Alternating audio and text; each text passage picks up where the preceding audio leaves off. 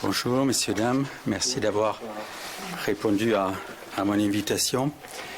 Je souhaitais faire le point sur une agression au couteau grave qui a eu lieu ce matin à Rennes au préjudice d'une professeure d'anglais. Et donc faire le point sur les investigations en cours et vous dire ce que nous savons à cette heure-ci de cette situation. Donc les policiers ont été appelés vers 9h40 à intervenir auprès du collège des Hautes-Ourmes à Rennes. Il s'agit donc, la mise en cause est une jeune élève de 5e âgée de 12 ans. Les faits se sont passés à l'occasion d'un cours d'anglais qui avait lieu de 9h25 à 10h20 et c'est un cours d'anglais en demi-groupe, en demi-classe. Et ce matin, il y avait donc le professeur avait choisi de diffuser un film pédagogique. Donc c'est à l'occasion, c'est dans ce contexte-là que les faits sont survenus.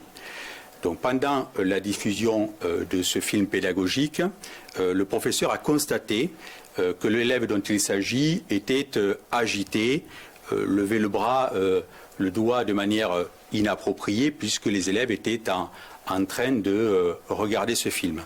Donc constatant que cet élève était agité, peut-on dire, elle est allée s'asseoir auprès d'elle, au fond de la classe.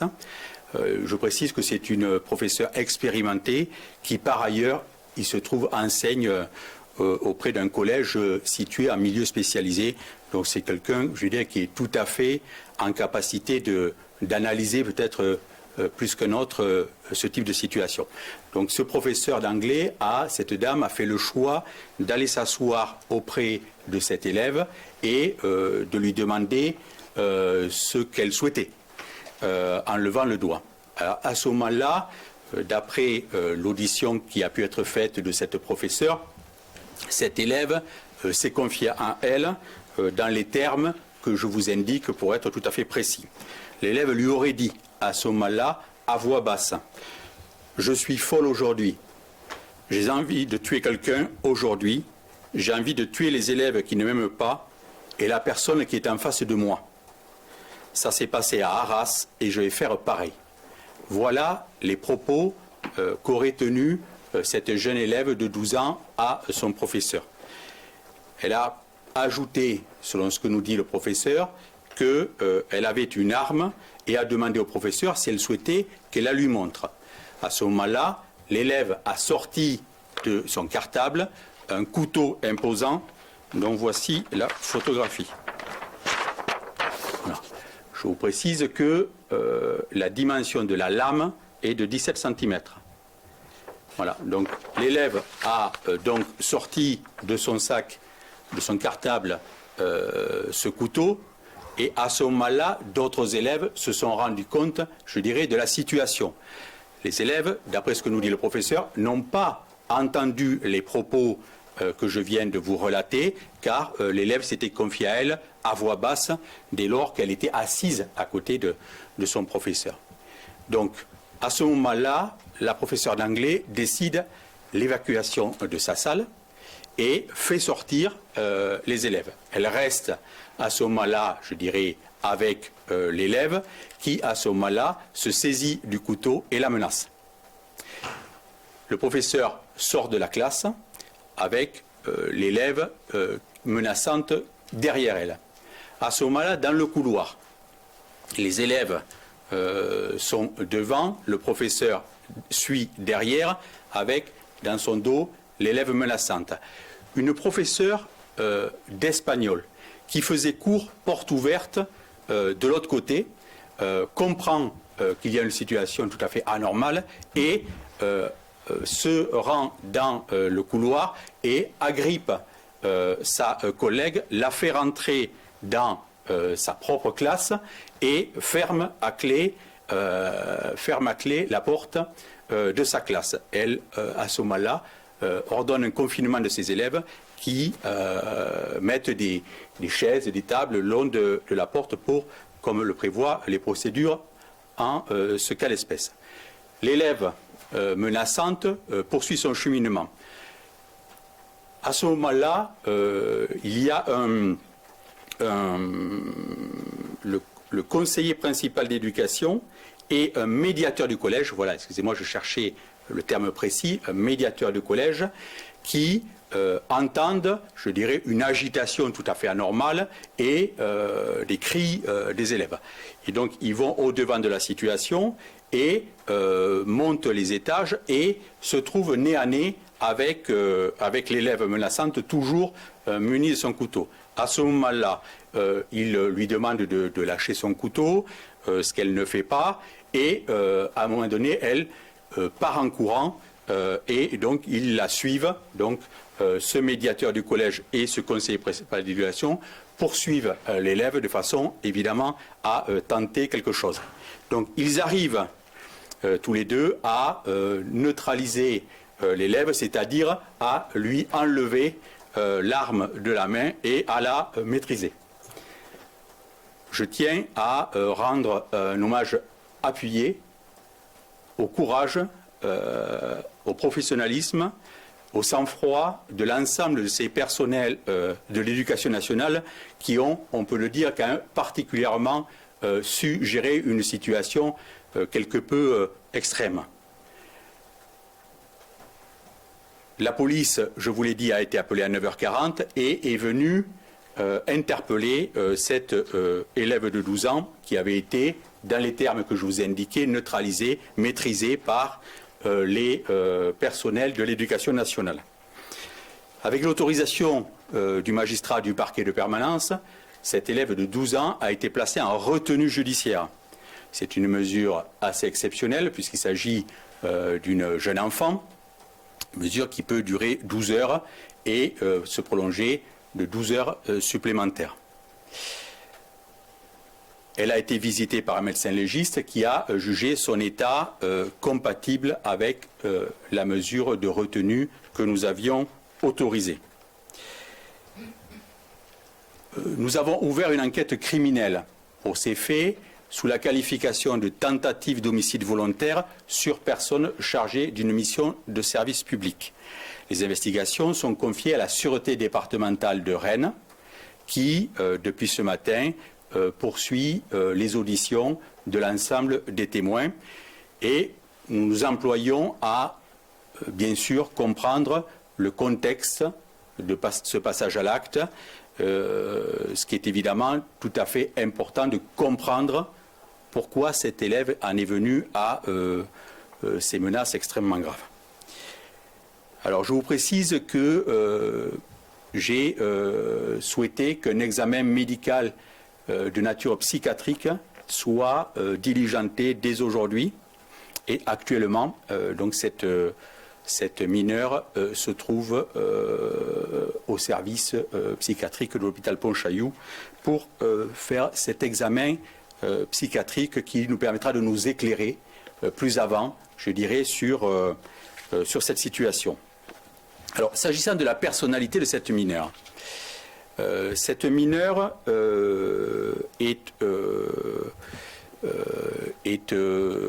famille de quatre enfants. Hein. Les parents sont d'origine mongole. Ce sont des gens qui sont en France en situation régulière, qui ne sont pas du tout connus des services de police. Et je précise qu'il s'agit d'une famille athée et qui est donc à Rennes depuis 2012. L'un des éléments que nous avons, qui me semble important de vous indiquer, que nous avons d'ores et déjà pu recueillir, c'est que cette mineure s'était déjà fait connaître, je dirais, pour des troubles du comportement et de la communication. Ainsi, entre janvier et juin de l'année dernière, la dernière année scolaire, en janvier, elle s'était déjà présentée à son collège, le collège des Chalets, avec un couteau dans son cartable, mais il n'y avait pas eu, je dirais, de suite dommageable. Par contre, il y avait eu d'autres incidents et elle a fait l'objet d'un passage en conseil de discipline au mois de juin, à la suite de menaces verbales et d'injures contre un professeur. Et donc, le conseil de discipline avait décidé de son exclusion au mois de juin de l'établissement scolaire. L'Éducation nationale, par ailleurs et en parallèle, avait fait avait transmis ce que nous appelons des informations préoccupantes au conseil départemental. C'est les procédures tout à fait habituelles dans ce genre de situation, c'est-à-dire l'Éducation nationale a transmis les informations qui laissaient à penser qu'il y avait besoin d'une évaluation, je dirais, plus globale de la situation de cette mineure. Cela a été fait par le conseil départemental qui a conclu cet été au besoin d'accompagnement dans un cadre administratif de cette famille, le père notamment étant désireux d'avoir de l'aide s'agissant de la mise en place des soins et puis aussi du travail scolaire. Cet élève a été rescolarisé donc dans un nouvel établissement de Rennes, celui dans lequel se sont passés les faits ce matin à la rentrée de septembre. Alors, s'agissant des mesures prises, je vous précise que naturellement j'ai eu plusieurs contacts dans la journée avec le recteur ainsi que le directeur académique et que mes services ont saisi l'association d'aide aux victimes, bien sûr, pour accompagner cette professeure d'anglais en sa qualité de victime dans le cadre du processus judiciaire qui est en cours.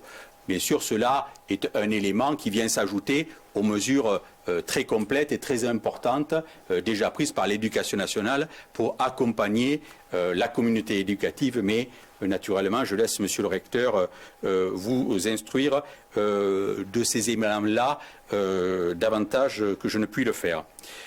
Je vous précise également que le parquet de Rennes a informé le parquet national antiterroriste de ces faits.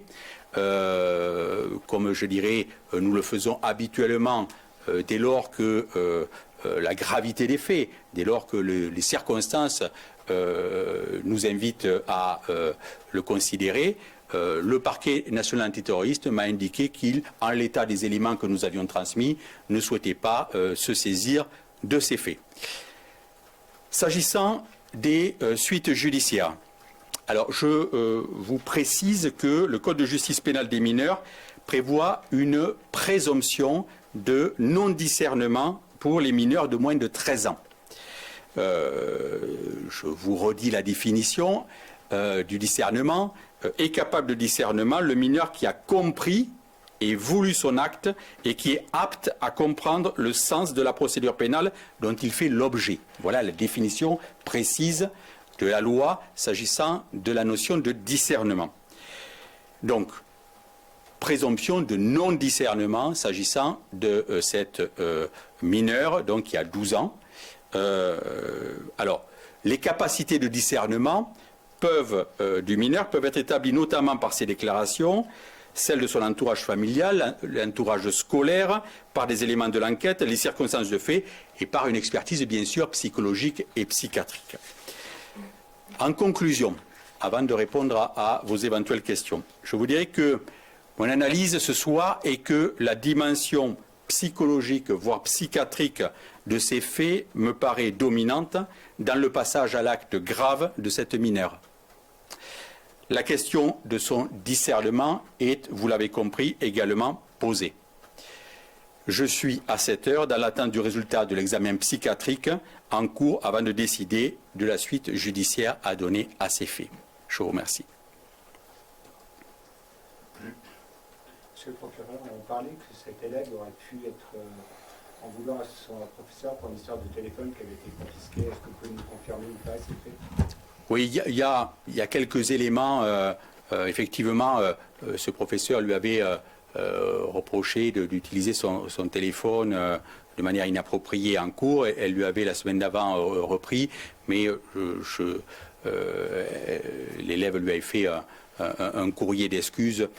Voilà, nous verrons, je dirais, si cet incident, je dirais, a pu générer chez cet élève un ressentiment tel, mais très honnêtement, je ne suis pas sûr que ça soit, je dirais, l'élément central de ce passage à l'acte. Mais effectivement, il y a quelque chose de cet ordre dans la procédure. C'est-à-dire que ce téléphone lui avait été confisqué avant de lui être restitué ou pas? Alors, je sais qu'il lui avait été pris momentanément, je ne sais pas s'il lui a été restitué. Voilà, ça n'est pas tout à fait au cœur de mes investigations, mais voilà. Ce que j'essaie de comprendre, c'est au fond, à travers la personnalité de cet enfant, c'est comment elle a pu en arriver, je dirais, à des propos d'une telle intensité et des menaces extrêmement graves envers son professeur. Je crois qu'elle appréciait par ailleurs. Voilà. Alors, la question donc de la préméditation se pose. Vous l'avez compris, en regard de la présence du couteau dans le cartable et d'un autre élément que je ne souhaite pas encore évoquer puisqu'elle n'a pas été interrogée sur cet autre élément. Elle n'a d'ailleurs pas encore été interrogée sur depuis quand ce couteau était présent dans son cartable. Est-ce que la jeune fille s'explique sur les faits? Est-ce qu'elle a pu être auditionnée? Oui, elle a été auditionnée en début d'après-midi. Bon, là, je vous ai dit que j'avais souhaité interrompre ce processus d'audition pour la conduire auprès de médecins, et notamment de médecins psychiatres, pédopsychiatres, au service compétent du CHU. Voilà, parce que c'est pour moi très important. Vous avez compris, c'est une mesure de retenue qui ne dure que 24 heures au maximum. Donc nous verrons ce soir, vers 22 heures, si nous prolongeons ou pas cette mesure. Mais j'attends, je dirais, pour prendre ma décision, d'avoir un éclairage alors c'est pas à ce stade encore une expertise complète, etc., mais déjà un éclairage par un sachant pour bien voir si effectivement cette dimension psychologique, voire psychiatrique, est prédominante dans ces faits. En l'état, je dirais, il n'y a pas, on a ce petit incident la semaine d'avant à propos du téléphone, mais on n'a pas d'éléments qui viennent expliquer, il n'y a pas d'éléments de radicalisation, il n'y a pas d'éléments autres qui viennent pour le moment expliquer le passage à l'acte. Qu'est-ce qu'elle dit, elle, pour justifier son geste? Elle ne dit rien pour expliquer son geste à ce stade-là. On n'en est pas encore, si vous voulez, voilà, c'est une audition d'une enfant, je dirais, nous avançons pas à pas. Pour le moment, nous nous concentrons sur les éléments factuels, on n'est pas encore à l'analyse avec elle du passage à l'acte. Qu'est-ce qu'elle a pu vous dire? Je ne vous le dirai pas pour le moment. Est-ce que vous pouvez cependant... Oui, est-ce que vous pouvez... menacée de s'en prendre à d'autres élèves, c'est ça? Oui, je vous ai, pour être précis, relaté très exactement ce que... Oui, je peux le refaire. Je peux le refaire, même y compris pour Ouest France. Surtout pour Ouest France. Non. Alors, ce qu'a indiqué le professeur, ça, ce que je vous dis, résulte de l'audition du professeur d'anglais qui relate les propos qu'aurait tenus la mineure. Voilà. Donc le professeur nous dit que, à demi-voix, là, quand elle est venue à côté d'elle pour lui demander ce qu'elle avait, l'élève lui aurait dit « Je suis folle aujourd'hui, j'ai envie de tuer quelqu'un aujourd'hui, j'ai envie de tuer les élèves qui ne m'aiment pas et la personne qui est en face de moi. Ça s'est passé à Arras, je vais faire pareil. » Voilà, alors avec toutes les précautions d'usage, on imagine aussi, bien sûr, l'émotion de ce professeur, mais voilà, là, si les mots ne sont pas à prendre peut-être à la virgule près, il n'y a évidemment aucun doute sur la teneur globale menaçante des propos tenus par cet élève auprès de son professeur. Est-ce qu'elle avait signalé des faits de harcèlement, soit cette année dans ce collège ou dans le collège précédent? Non, il n'y a pas, en l'état des investigations qui ont été les nôtres depuis ce matin, nous n'avons pas d'éléments laissant à penser que cet élève soit victime de harcèlement. Mais évidemment, je suis tout à fait prudent. C'est quelque chose qu'il faudra vérifier dans le cours des investigations. Mais en quelques heures, voilà, ne sont pas apparus d'éléments laissant à penser que cela pourrait être l'explication. Et à la suite de ce qui s'était passé l'année dernière, est-ce qu'il y avait eu un suivi psychologique qui avait été mis en place? Ça a été suivi? Alors, ce que je vous ai indiqué, c'est que donc il y avait un signalement qui avait été fait au conseil départemental, qui avait cet été précisé, analysé la situation et estimé que des investigations complémentaires devraient être faites pour voir comment mettre en place un certain nombre de choses. Je ne sais pas, je dirais, si cela a pu ou pas être mis en place. À ce moment-là, le père était plutôt demandeur effectivement d'une aide, mais vous savez aussi que ces choses-là mettent un certain temps avant de se mettre en place et que le conseil départemental est soumis à d'énormes sollicitations à ce titre-là, que ce soit des accompagnements de ce type, voire des mesures de placement. Voilà, donc je ne peux pas vous dire. Je sais que une première évaluation avait été faite, puisque j'ai pu prendre connaissance du rapport qui avait été fait à ce titre-là en juillet dernier. Juste, monsieur le procureur, vous disiez que c'était une fratrie de 4. Oui.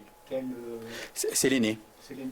Voilà, c'est une famille qu'on peut dire sans histoire, hein, c'est-à-dire au sens où elle n'était pas connue, je dirais, des services de police, aucune difficulté de ce côté-là. Est-ce que les parents font partie des personnes auditionnées? Alors, les parents font naturellement partie des personnes auditionnées, étant précisé que c'est un peu plus compliqué puisque ces personnes sont mongoles d'origine et donc il faut trouver un interprète qui puisse évidemment accompagner cette audition. Voilà. Mais ça a été fait cet après-midi. Voilà. S'il n'y a pas d'autres questions. Est-ce que vous pouvez nous remontrer Oui. Donc voilà. Donc ça me paraissait important. Alors c'est pas, vous l'avez compris, c'est pas à grandeur réelle. Hein. Je le dis pour qu'il n'y ait pas d'ambiguïté. La lame fait 17 cm. Voilà. C'est juste pour attester, je dirais, évidemment, de la gravité de la menace et de l'émotion très légitime qui a pu être celle de ce professeur d'anglais, dont je redis qu'il me semble qu'elle a réagi avec un particulier sang-froid et un très grand professionnalisme en commençant par protéger ses élèves avant elle-même de se mettre à l'abri. Une petite précision. Je vous en prie. La professeure d'espagnol Oui. agrippe la professeure d'anglais pour Oui. la protéger. J'imagine que les élèves aussi qui étaient dans sa classe se sont également enfermés dans cette classe. Exactement, tout à fait. D'après ce qui m'est indiqué, ces deux professeurs donc, qui se retrouvent dans la salle avec les élèves du cours d'espagnol ont fermé la porte à clé et ont mis des tables et chaises pour confiner finalement leur salle. Voilà, là on est là, malheureusement, je dirais, dans des process de protection qui commencent à être, je dirais, bien connus des personnels de l'éducation nationale. Et on peut voir que le contexte actuel fait aussi que ces personnels savent malheureusement maintenant bien réagir à des situations qui restent quand même évidemment extrêmement complexes et extrêmement traumatisantes pour ces personnels et évidemment pour l'ensemble de la communauté éducative. Est-ce que les autres classes étaient elles-mêmes confinées? Je ne le sais pas. Voilà, ça n'est pas, je veux dire, ça n'est pas au cœur de mes investigations. On voit bien que je crois que l'ensemble des personnels et cadres de cet établissement ont réagi avec beaucoup de promptitude. Le 17 avait été immédiatement appelé. Voilà, je pense qu'il y a des réactions tout à fait et les résultats, c'est-à-dire la capacité à mettre fin à la menace et à l'agression de cet élève par les personnels éducatifs eux-mêmes montre bien que voilà, ils n'attendent pas les bras croisés l'arrivée des services de police avant d'agir et je crois qu'on peut parler de courage. Qu'est-ce qu'elle risque pénalement, cet enfant Je ne répondais pas à ce stade à cette question parce que pour le moment la question ne se pose pas. Voilà. Nous sommes dans une mesure qui est très exceptionnelle. Hein. Vous l'avez compris, c'est quand même extrêmement rare de devoir interpeller un enfant de 12 ans dans le cadre d'une procédure criminelle. Hein. C'est une tentative d'homicide volontaire. C'est assurément une procédure criminelle. Donc, voilà, nous avançons pas à pas. Je vous dis que les questions qui se posent, au-delà de préciser les éléments factuels, mais je crois qu'on commence à avoir une bonne vision de ce qui s'est passé, c'est de bien comprendre, je dirais, l'environnement de cette situation et pourquoi cet enfant en est venu à de telles menaces, à de tels gestes. Voilà, c'est ça qui me préoccupe et j'ai besoin ce soir d'être éclairé par l'avis, je dirais, d'un pédopsychiatre ou d'un psychiatre pour venir me préciser les choses, pour me permettre, je dirais, de prendre une décision la plus pertinente possible pour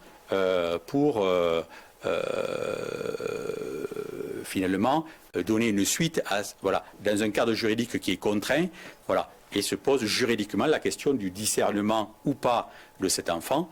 Voilà. Donc, vous voyez, une situation qui est assez complexe, je dirais, à prendre en compte d'un point de vue judiciaire. C'est pour ça qu'avec mes équipes, nous y travaillons d'arrache-pied pour déjà, je crois, avoir réussi en quelques heures à bien, je dirais, circonscrire les circonstances du passage à l'acte, la personnalité, ce qu'on peut déjà en comprendre de cet enfant, assurément une personnalité, une enfant qui a des troubles du comportement, qui a des troubles de la communication, voilà. Est-ce que c'est l'élément exclusif du passage à l'acte et que peut-être une contrariété a servi de goutte d'eau et qui a fait déborder? Je ne sais pas à ce stade. Mais c'est pour ça que j'ai besoin de l'avis d'un sachant pour avoir vraiment tous les éléments pour prendre une décision qui devra bien sûr prendre en compte à la fois la gravité de ces faits, mais aussi bien sûr les intérêts de cet enfant. Voilà. Que je ne peux pas méconnaître, et mon devoir est aussi, je dirais, de protéger cet enfant. Aussi. Et qu'est-ce qui va se passer à l'issue de la retenue judiciaire? Je vous le dirai demain. Voilà, je vous ai dit que je n'avais pas encore tous les éléments. Voilà, ma première décision sera de savoir si ce soir nous prolongeons la retenue au bout des 12 premières heures. Voilà, il faut imaginer ce que c'est quand même pour un enfant de 12 ans se retrouver dans cette situation-là. Voilà. Donc j'ai besoin de l'avis de cet expert pour prendre une décision la plus précise et la plus adaptée possible avec l'ensemble des données que j'ai pu vous indiquer. Voilà. Vous avez dit que c'est une mesure exceptionnelle à retenue. Est-ce que vous Oui. pouvez nous expliquer un petit peu comment ça se passe? Elle n'est pas Ben, si- de garde à vue, mais voilà, comment ça se Voilà, une retenue, c'est la loi qui le prévoit ainsi. Hein. C'est une mesure tout à fait exceptionnelle. C'est pour ça qu'elle dure d'ailleurs 2 fois moins qu'une mesure de garde à vue. Hein. Donc, garde à vue, en principe, c'est 24 heures. Là, nous sommes à 12 heures prolongeables uniquement une fois. Donc, ce que la loi nous invite, évidemment, à être particulièrement précautionneux s'agissant d'un enfant. Voilà. Donc, c'est la brigade des mineurs auquel j'ai confié ces investigations et je puis vous assurer qu'ils, je dirais, feront les choses de la manière la plus adaptée qui soit. Ils ont tout à fait l'habitude, vous le savez, d'entendre des mineurs. Mais là, on est évidemment dans un cadre un petit peu exceptionnel puisqu'il s'agit d'une procédure criminelle. Voilà. Donc je vous indiquerai, je vous en prie, une dernière question. Concernant le conseil de discipline et l'exclusion, vous parliez d'injures, est-ce qu'il y a également eu Oui, les éléments. Alors, physique d'après les éléments que j'ai pu recueillir en quelques heures, ce sont des menaces verbales, injures. Il n'y a pas, d'après ce qui m'a été indiqué, d'éléments laissant à penser qu'il y ait pu y avoir une agression physique. Et il m'a été précisé qu'elle n'avait pas utilisé non plus son couteau en janvier dernier lorsqu'elle s'était présentée au collège avec. Tout ça méritera d'être précisé. Voilà. Vous le savez, nous ne sommes que quelques heures après les faits. Je m'emploie à essayer à la fois d'être précis, mais je n'ai pas, bien sûr, à ce stade, réponse à tout. Et donc, je prends un certain nombre de précautions oratoires pour vous dire en l'état des éléments que j'ai recueillis. Voilà. À ce stade-là, c'est tout à fait classique dans ce genre d'enquête. Et là, il y aurait donc 2 faits de violence verbale, physique. Est-ce que dans le cadre scolaire, est-ce que dans le cadre privé également?